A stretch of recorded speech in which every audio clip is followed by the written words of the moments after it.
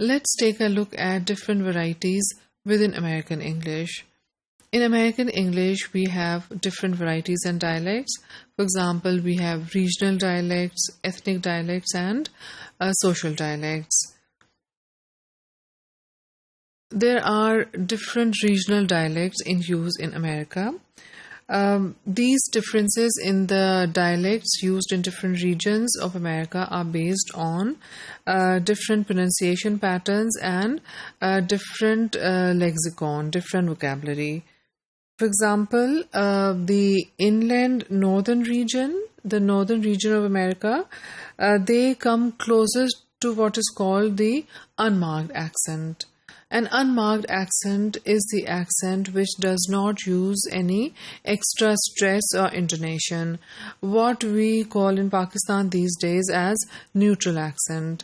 So, in the inland northern part of America, we see the accent which is used is quite unmarked. And this is what people call our typical American accent.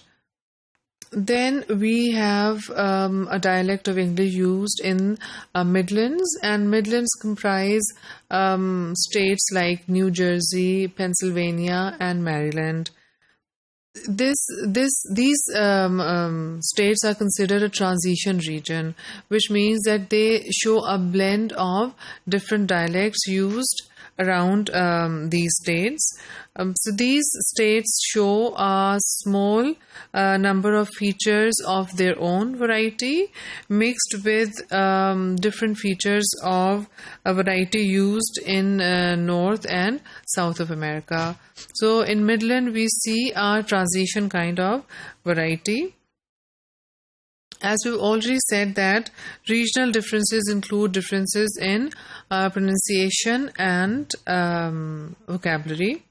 For example, in some dialects, as we have already discussed, the use of post-vocalic R is retained, and in other dialects it is dropped. So in some varieties, people would pronounce the word door as door, dropping the last ra sound, and some would pronounce the last ra sound and say door. Similarly, we see a lengthening and breaking of different vowels. For example, bit can be broken into two sounds, and we hear something like bit, then bit. So we see these differences in the use of English within America.